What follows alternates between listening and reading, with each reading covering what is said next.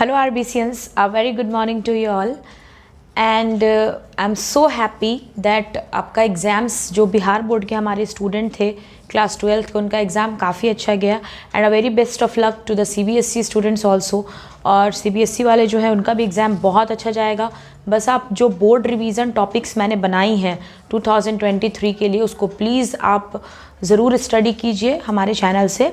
और दूसरी चीज़, molecular basis of inheritance, उसके बाद जेनेटिक्स, उसके बाद बायोटेक्नोलॉजी, ये कुछ ऐसे चैप्टर्स हैं जिनसे काफ़ी अच्छे क्वेश्चंस आते हैं स्पेशली फॉर CBSE। तो आप वो प्लेलिस्ट में जाकर आराम से स्टडी कर सकते हैं। लेकिन बोर्ड के साथ साथ, बोर्ड तो आपका अच्छा होना ही है, लेकिन जो सबसे बड़ी चुनौती आपके सामने आने वाली है वो है आपका नीट एग्ज़ाम। नीट 7 मई को अनाउंस हो चुका है। तो नीट को लेकर बहुत सारे बच्चे नर्वस हो जाते हैं कि शॉर्ट टाइम में क्या पढ़ा जाए।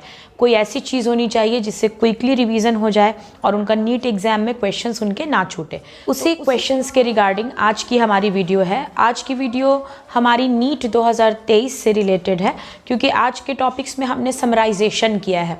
डाइजेशन चैप्टर हम लोग स्टार्ट करेंगे ह्यूमन फिजियोलॉजी। ह्यूमन फिजियोलॉजी में टोटल 7 चैप्टर्स हैं, जिसका एक बहुत ही बड़ा वेटेज है, जिससे 18 to 19 क्वेश्चंस जो हैं वो आते ही आते हैं।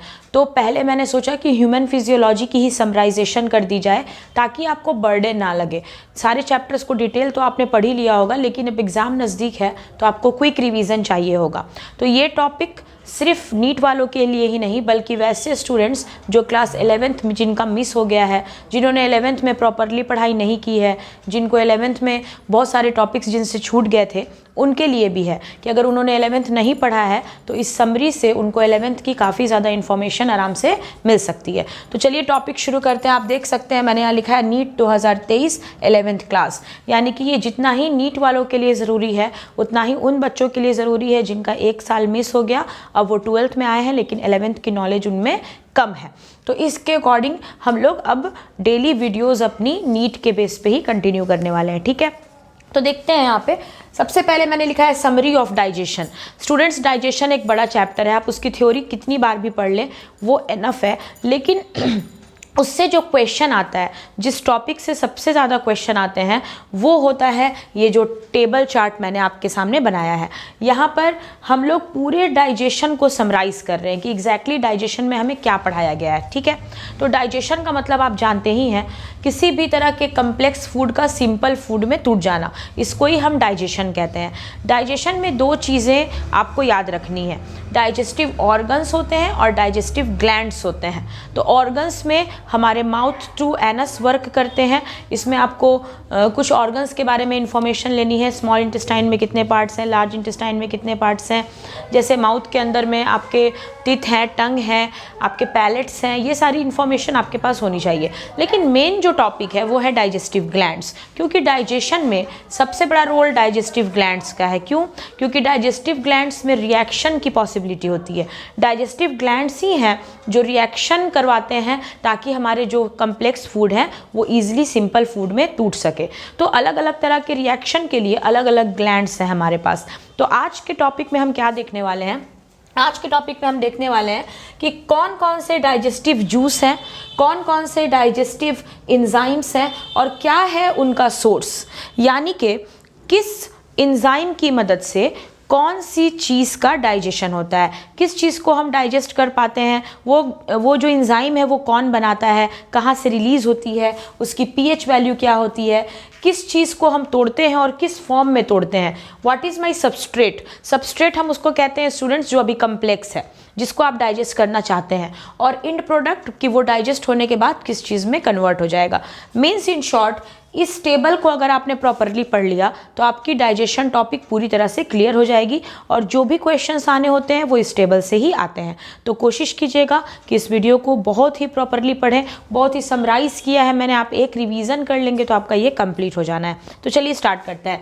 हमारा पहला डाइजेस्टिव जूस है स्टूडेंट सलाइवा, ठीक है। सलाइवा इसलिए क्योंकि कहानी सलाइवा से शुरू होती है। सलाइवा जो है वो हमारे बकल कैविटी में सिंथेसाइज होता है हमारे सेलेवरी ग्लैंड्स के जरिए, ठीक है। सलाइवा जो है उसका pH वैल्यू बताया गया 6.8। ये बहुत ही इंपॉर्टेंट क्वेश्चन है स्टूडेंट्स।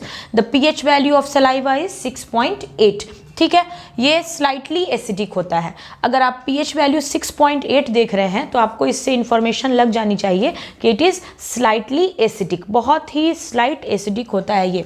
इसका सोर्स क्या है? Salivary gland. किस चीज़ का सोर्स? सलाइवा का। सलाइवा जो है वो बनाता कौन है? सैलिवरी ग्लैंड बनाता है, ठीक है। अब ये सैलिवरी ग्लैंड जो होता है स्टूडेंट्स, इसके बारे में बुक में लिखा गया है 3 पार्ट्स होते हैं सैलिवरी ग्लैंड के, ठीक है। ये थ्योरी के पार्ट में अब हम जा रहे हैं। सैलिवरी ग्लैंड में 3 पार्ट होते हैं जिसको हम कहते हैं parotid gland. Parotid gland is present in the cheek region. ये दोनों गाल जो हैं उस दोनों साइड में आपके पैरोटिड ग्लैंड होते हैं। उसके बाद होता है सब लिंगुअल ग्लैंड। सब लिंगुअल ग्लैंड आपके टंग के नीचे होता है। उसके बाद होता है सब मैक्सिलरी या सब मैंडिब्यूलर ग्लैंड जो कि लोअर जॉ में होता है। तो पैरोटिड ग्लैंड, सब लिंगुअल ग्लैंड, सब मैंडिब्यूलर और सब मैक्सिलरी ग्लैंड, ये सब की पोजीशन मैंने आपको बता दी कि कौन से ग्लैंड कहाँ होते हैं और किस ग्लैंड का क्या काम होता है, ठीक है। तो इसके अकॉर्डिंग हम अपना आगे का काम देखेंगे। तो हमारा जो सोर्स है वो है सैलिवरी ग्लैंड। इंजाइम जो होगी वो होगी सैलिवरी अमाइलेज। तो देखिए, जो जूस है उस जूस का नाम तो सलाइवा है, लेकिन उसमें जो इंजाइम है जो एक्ट करेगी उस इंजाइम का नाम है सैलिवरी अमाइलेज। लेकिन सैलिवरी अमाइलेज का दूसरा नाम टाइलिन इंजाइम भी होता है। इसको हम लोग टाइलिन भी कहते हैं। Salivary amylase is also termed as ptyalin, ठीक है। दूसरी चीज़, किस चीज़ को ये ब्रेक करता है? तो ये स्टार्च के ब्रेकडाउन में हेल्प करता है। You know starch very well, the carbohydrate consist of starch. तो ये 30% स्टार्च को ईजिली डाइजेस्ट करता है। सपोज आपने एक चपाती खाई है या आपने राइस लिया है, उसमें 100% स्टार्च है, तो 100% स्टार्च नहीं बल्कि 30% स्टार्च के डाइजेशन में आपका जो सैलिवरी अमाइलेज है वो हेल्प करता है। वो स्टार्च को फाइनली तोड़ देते हैं, ब्रेक कर देते हैं। किस में ब्रेक करते हैं? माल्टोज में ब्रेक करते हैं, ठीक है। तो स्टार्च जो होता है ना, ये पॉलीसैकेराइड होता है स्टूडेंट्स। स्टार्च को हम पॉलीसैकेराइड कहते हैं। It is known as polysaccharide. लेकिन ये फिर से अपने फॉर्म को कन्वर्ट करता है, इसको हम ब्रेक करते हैं in maltose, and maltose is what? It is disaccharide. तो माल्टोज जो होता है ये डाइसैकेराइड है। अभी हमने इसको मोनोसैकेराइड में नहीं तोड़ा है, ये फाइनली डाइसैकेराइड तक ही तोड़ पाता है। कौन? Salivary amylase. ये सारी चीज़ें आपको याद रखनी है। क्वेश्चन आ सकता है कि सैलिवरी अमाइलेज की मदद से कैसे क्या ब्रेक होता है? तो पॉलीसैकेराइड ब्रेक्स इनटू डाइसैकेराइड, ठीक है। इसके अलावा माल्टोज के अलावा स्टूडेंट इसका एक और इंड प्रोडक्ट बनता है, दैट इज डेक्स्ट्रीन, ठीक है। ये डेक्स्ट्रीन एक और इंड प्रोडक्ट है जिसमें ये स्टार्च को तोड़ता है, ठीक है। माल्टोज प्लस डेक्स्ट्रीन आप याद रख सकते हैं। तो ये था हमारा पहला ग्लैंड, सैलिवरी ग्लैंड, ठीक है। इससे जो भी क्वेश्चंस आने होंगे वो इसके अंदर ही आएंगे। उसके बाद आता है gastric juice. Gastric juice students एक बहुत बड़ा रोल प्ले करता है डाइजेशन में। मैं आपको बता दूं कि ऐसा क्यों है, क्योंकि इसके पास वो सारी इंजाइम्स हैं जो कम्प्लेक्स फूड पर बहुत ही आसानी से एक्ट करती हैं। डाइजेस्टिव जूस की जो pH वैल्यू है ये 1.0 से लेकर 3.5 के बीच में बताई गई है। Means it is highly acidic. आपको पता है कि जितना इसका pH वैल्यू कम हो रहा है उसकी एसिडिटी उतनी ज़्यादा हो रही है। तो it is highly acidic, it was slightly acidic. तो गैस्ट्रिक जूस बहुत ज़्यादा एसिडिक होता है, ठीक है। गैस्ट्रिक जूस जिस सोर्स से रिलीज होता है उसको हम गैस्ट्रिक ग्लैंड कहते हैं। Very good. गैस्ट्रिक ग्लैंड कहाँ प्रेजेंट होता है? What is the position of gastric gland? It is present in the mucosal epithelium. आपका जो म्यूकोसा लेयर होता है उसमें ही क्या प्रेजेंट होती है? गैस्ट्रिक ग्लैंड प्रेजेंट होती है। तो गैस्ट्रिक ग्लैंड जो है ये म्यूकोसल एपिथेलियम में प्रेजेंट होती है। जैसे कि आपको मैं बता दूं, हमारा जो हिस्टोलॉजी है उसके अकॉर्डिंग हमारे पास 4 टिश्यूज़ हमें दिए गए हैं, दैट इज़ सेरोसा, मॉस्क्यूलरीज, सब म्यूकोसा एंड म्यूकोसा। तो हमारा जो म्यूकोसा लेयर होता है उसी के अंदर गैस्ट्रिक ग्लैंड डेवलप होती है, ठीक है। अब आप देखो गैस्ट्रिक ग्लैंड से कौन कौन से एंजाइम्स रिलीज होते हैं। सबसे पहली एंजाइम है स्टूडेंट पेप्सिन, ठीक है। Pepsin, rennin, gastric amylase, gastric lipase, ये 4 एंजाइम्स हैं जो गैस्ट्रिक ग्लैंड से बनती हैं। 5वां इसमें कोई नाम नहीं है। ये 4 एंजाइम्स हैं जो गैस्ट्रिक ग्लैंड प्रोड्यूस करती है। पेप्सिन का क्या काम होता है? ये प्रोटीन को तोड़ती है। जैसे आपने दाल, पल्सेस, हमने पल्सेस खाई, अगर पल्सेस को हमने लिया है तो पल्सेस में प्रोटीन होती है, ठीक है। तो ये प्रोटीन को फाइनली प्रोटीएज और पेप्टॉन्स में ब्रेक कर देते हैं।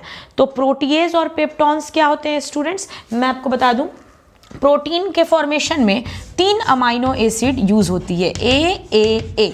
तो ये अमाइनो एसिड को पूरी तरह से अलग नहीं करते, बल्कि उनके बीच में जो ये पेप्टाइड बॉन्ड होता है उसको कमज़ोर कर देते हैं, ताकि दोबारा रिएक्शन होने पर तुरंत से ये अमाइनो एसिड अलग हो जाए। तो अमीनो एसिड्स में ये जो बीच बीच का बॉन्ड है that is known as peptide bond, तो उसको कमज़ोर करने में आपको मदद करता है हमारा पेप्सिन। तो पेप्सिन अमीनो एसिड्स के बॉन्ड्स को ब्रेक नहीं कर पाता, बल्कि उसको वीक कर देता है, कमज़ोर कर देता है, ताकि जब हम आगे दूसरे केमिकल के साथ रिएक्शन करेंगे तो वो आसानी से टूट जाएगा। तो इसी को हम क्या कहते हैं, प्रोटीएज और पेप्टोन्स कहते हैं। ठीक है, दूसरा होता है रेनिन।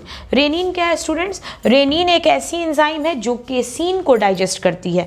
केसीन क्या होता है? Casein is a milk protein. Casein क्या है? केसीन है हमारा मिल्क प्रोटीन, इसको हम मिल्क प्रोटीन कहते हैं। ठीक है, तो जब केसीन पर रेनिन का इफेक्ट होता है तो ये इसको कैल्शियम पैराकेसिनेट में चेंज कर देता है। कैल्शियम इज़ अ सबस्ट्रेट और पैराकेसिनेट क्या होता है स्टूडेंट्स? पैराकेसिनेट का मतलब होता है कर्डी फॉर्म ऑफ मिल्क।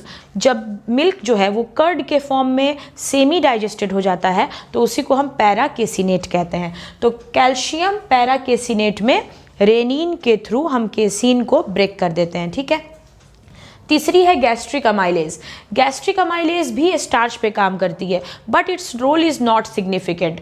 मतलब ये स्टार्च के ब्रेकडाउन स्टार्च का कर सकती है, लेकिन इसकी रिक्वायरमेंट नहीं होती हमें, क्योंकि 30% स्टार्च तो हमारा यहाँ पे टूट चुका है, बचा हुआ 70% स्टार्च आप आगे देखने वाले हैं उसको कौन ब्रेक करेगा। तो ये कर सकता है in case, but the role is not significant. ठीक है, उसी तरह से गैस्ट्रिक लाइपेज।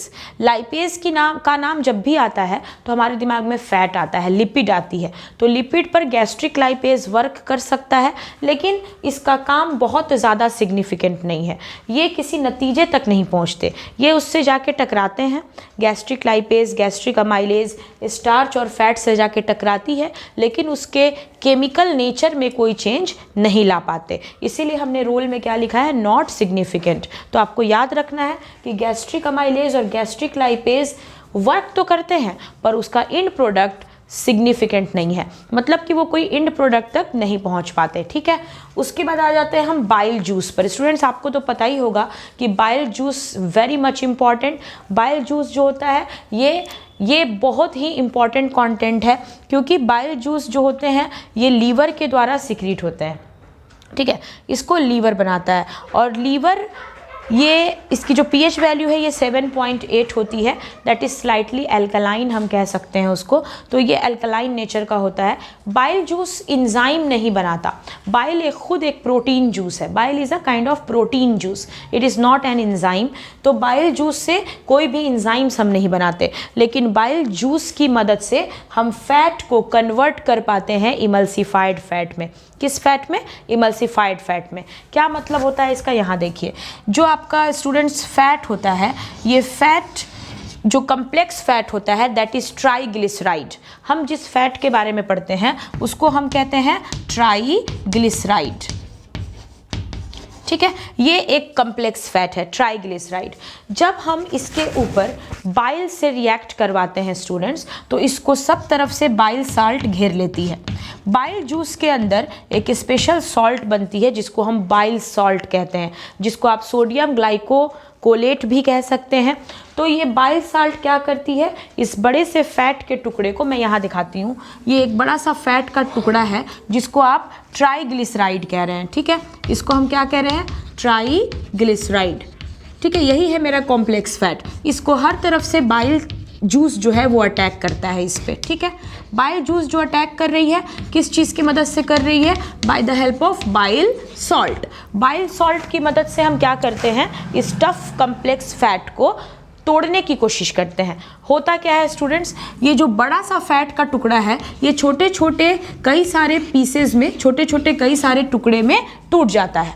तो छोटे छोटे कई सारे टुकड़े में टूटना, सपोज यहाँ मैं बता रही हूँ, छोटे छोटे कई सारे टुकड़े में ये टूट जाता है, लेकिन अभी भी इसका हर एक टुकड़ा ट्राइग्लिसराइड ही होता है।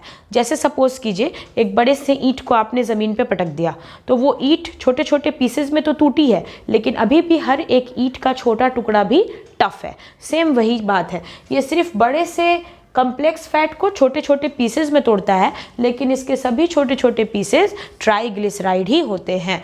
लेकिन हाँ, ये इसके पीसेस को छोटा कर देता है ताकि आगे रिएक्शन होने पर हम आसानी से इस चीज़ का डाइजेशन कर सकें। तो इसी को हम कहते हैं इमल्सिफाइड फैट, यानी कि स्मॉल सबस्ट्रेट ऑफ ट्राइग्लिसराइड। अभी भी वो ट्राइग्लिसराइड है, लेकिन इसके साथ आपके छोटे छोटे पीसेस हैं। ठीक है, what is the meaning of triglyceride? When fat is attached with 3 glycerol, fat के साथ 3 अलग अलग ग्लिसरॉल जुड़े हुए हैं, तो इसी को हम ट्राइग्लिसराइड कहते हैं। ठीक है, तो इस तरह से यहाँ तक तो हम पहुँचे कि यहाँ तक हमारा रिएक्शन क्या हुआ, कंप्लीट हुआ। मेरी जो वीडियो है और जो लेक्चर्स हैं हमारे, इसको आप प्रॉपरली सुनो और इस चार्ट का रिवीजन कर लेने के बाद आपसे डाइजेशन चैप्टर के क्वेश्चंस तो नहीं छूटेंगे, क्योंकि इसके इंटरनल ही क्वेश्चंस आते हैं, रिएक्शन बेस्ड क्वेश्चन ही ज़्यादा आते हैं। ठीक है, तो चलिए स्टूडेंट्स, अब हम आगे बढ़ते हैं। आगे हमारा जो कॉलम है वो है पैनक्रियास के लिए। ओके, तो चलिए बढ़ते हैं आगे। Okay students, now we are continuing the topics. तो अब बारी है पैनक्रियाटिक जूस की। ठीक है, पैनक्रियाटिक जूस को आप कंप्लीट डाइजेस्टिव जूस कह सकते हैं। It is also known as complete digestive juice. ठीक है, क्योंकि इसके अंदर वो सारे कंटेंट होते हैं जो डाइजेशन के लिए ज़रूरी होते हैं। Pancreatic juice is secreted from pancreas. आपको मैं एक छोटी सी इन्फॉर्मेशन दे दूं, पैनक्रियाज को हम हेटेरोक्राइन और मिक्स्ड ग्लैंड कहते हैं। क्यों कहते हैं? क्योंकि इसमें एक्सोक्राइन और इंडोक्राइन दोनों ही नेचर होता है। इसका जो एक्सोक्राइन नेचर है, जिसके थ्रू ये एंजाइम बनाता है, वो एक्नी सेल्स के थ्रू प्रोड्यूस होता है। लेकिन इसका जो इंडोक्राइन नेचर है वो आइलेट्स ऑफ लैंगरहैंस के थ्रू प्रोड्यूस होता है। ठीक है, तो इंडोक्राइन नेचर के थ्रू ये हार्मोन सिक्रीट्स करते हैं, जैसे कि इंसुलिन, जैसे कि ग्लूकागॉन, लेकिन एक्सोक्राइन नेचर के थ्रू ये एंजाइम्स बनाते हैं। तो इनसे जो भी एंजाइम्स रिलीज होगी, इसकी पीएच वैल्यू 7.8 से लेकर 8.3 के बीच में होती है। ठीक है, दूसरा एक्सोक्राइन पैनक्रियाज, मैंने आपको अभी अभी बताया कि पैनक्रियाज तभी डाइजेशन में पार्टिसिपेट करता है जब वो अपने एक्सोक्राइन पार्ट से एक्टिव है। इसमें एक्सो और इंडो दोनों ही पार्ट होते हैं। तो एक्सोक्राइन से ही ये एंजाइम्स बनाएंगे, लेकिन इंडोक्राइन से ये हार्मोन्स बनाएंगे। तो इसका एक्सोक्राइन पैनक्रियाज कौन होता है? इसी को हम कहते हैं एक्नी सेल्स। ठीक है, तो एक्सोक्राइन पैनक्रियाज किस सेल की मदद से रिलीज करते हैं enzyme? That are called acini cells. ठीक है, अब आप आगे आ जाओ। इससे बहुत सारी एंजाइम्स बनती हैं। ठीक है स्टूडेंट्स, सबसे पहले हम लेंगे ट्रिप्सिन एंड काइमोट्रिप्सिन। ठीक है, इसके साथ साथ है कार्बोक्सी पेप्टाइडेज, जो Zn+2 जिंक के प्रेजेंस में काम करता है। तो ट्रिप्सिन एंड काइमोट्रिप्सिन का क्या काम है स्टूडेंट्स, ध्यान से समझिएगा। जो प्रोटीन होती है, जो कंप्लीट प्रोटीन है, जिसको आपने थोड़ा देर पहले क्या किया था, पेप्सिन की मदद से प्रोटीएज और पेप्टॉन्स में चेंज किया था, वहाँ पर उन दोनों फॉर्म को ये ट्रिप्सिन और काइमोट्रिप्सिन क्या करते हैं, डाइपेप्टाइड और स्मॉल पेप्टाइड में चेंज कर देते हैं। मैंने आपको बोला था कि एक प्रोटीन के फॉर्मेशन में ट्रिपल अमाइनो एसिड पार्टिसिपेट करती है। ठीक है, और इस ट्रिपल अमाइनो एसिड के बीच में बॉन्ड होता है पेप्टाइड बॉन्ड। तो पहले हमने क्या किया, जो पेप्सिन थी उसने क्या किया, उसने इस बॉन्ड को वीक किया था, लेकिन तोड़ा नहीं था। तो उस बॉन्ड के वीक हो जाने के बाद हम इसको प्रोटीएज और पेप्टॉन्स कह रहे हैं। लेकिन जैसे ही इस पर ट्रिप्सिन, काइमोट्रिप्सिन, ये दोनों ही जैसे इस पर एक साथ अटैक करते हैं स्टूडेंट्स, ये एक बॉन्ड टूट जाता है। एक बॉन्ड टूटने के बाद अब एक अमीनो एसिड्स तो अलग हो गए, लेकिन अभी कितने साथ में बचे हुए हैं? 2। तो 2 को ही हमने क्या कहा, डाइपेप्टाइड।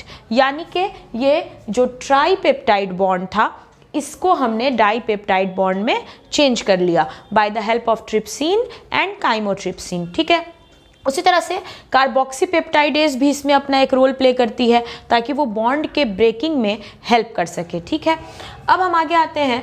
नेक्स्ट हम क्या देखते हैं कि यहाँ जो हमारा पैनक्रियाटिक जूस है, इससे अगला जो एंजाइम बन रहा है that is pancreatic amylase. Students, pancreatic amylase से पहले आपने अमाइलेज पढ़ा था सैलिवरी अमाइलेज में, तो उसमें आपने पढ़ा कि 30% स्टार्च का डाइजेशन सैलिवरी अमाइलेज कर रहा था। ठीक है, उसी तरह से यहाँ पर फिर से मैंने पॉलीसैकेराइड लिखा है, तो बचा हुआ जो 70% आपका स्टार्च है, बच गया था कितना परसेंट, 70%। तो 70% बचे हुए स्टार्च को ये पॉलीसैकेराइड के फॉर्म में जो बच गया आपके पास, उसको डाइसैकेराइड में चेंज करने की जिम्मेदारी पैनक्रियाटिक अमाइलेज की होती है। तो इसका मतलब सैलिवरी अमाइलेज और पैनक्रियाटिक अमाइलेज दोनों ही पॉलीसैकेराइड को डाइसैकेराइड में चेंज करते हैं।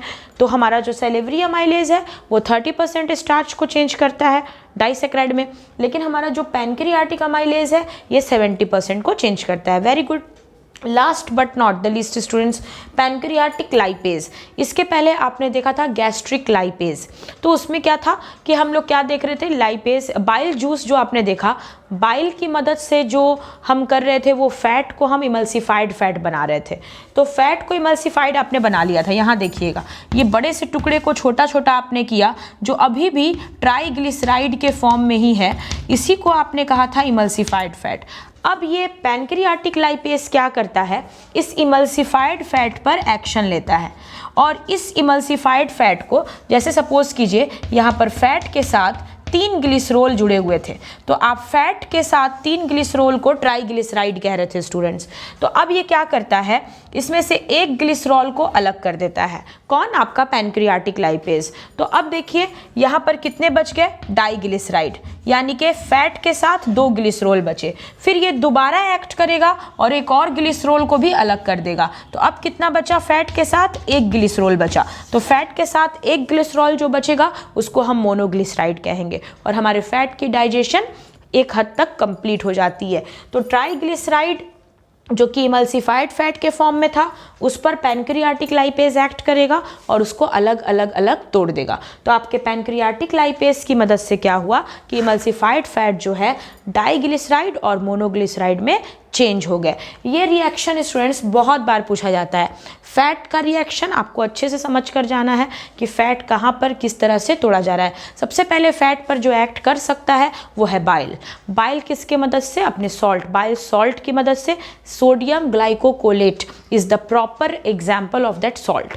तो सॉल्ट की मदद से हम एक बड़े से ट्राइग्लिसराइड फैट को छोटे छोटे पार्ट्स में तोड़ रहे हैं, but all that small parts are still triglyceride, फिर भी वो क्या है, ट्राइग्लिसराइड ही है। लेकिन अब उसी ट्राइग्लिसराइड पर पैनक्रियाटिक लाइपेज अटैक करेगा, उसको वो डाइसैकेराइड में चेंज करेगा और मोनोसैकेराइड में चेंज कर देगा। तो ये था हमारा पैनक्रियाटिक जूस। तो ये था हमारा पैनक्रियाटिक जूस।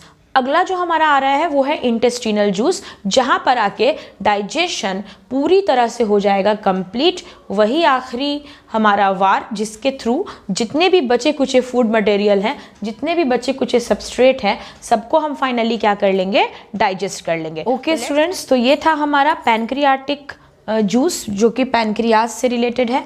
और अभी तक मैंने आपको 3-4 अलग अलग इंजाइम्स, ग्लैंड्स, ये सारी चीज़ें बता दी हैं। Last but not the least is intestinal juice students. Intestinal juice की मदद से ही फाइनली हमारा सारा डाइजेशन कंप्लीट होता है। तो मिलते हैं आपसे अपनी अगली वीडियो में with the most important intestinal juice part. तब तक आप इस चीज़ को अपने नोटबुक में आराम से लिखिए, इसको रिवाइज कीजिए।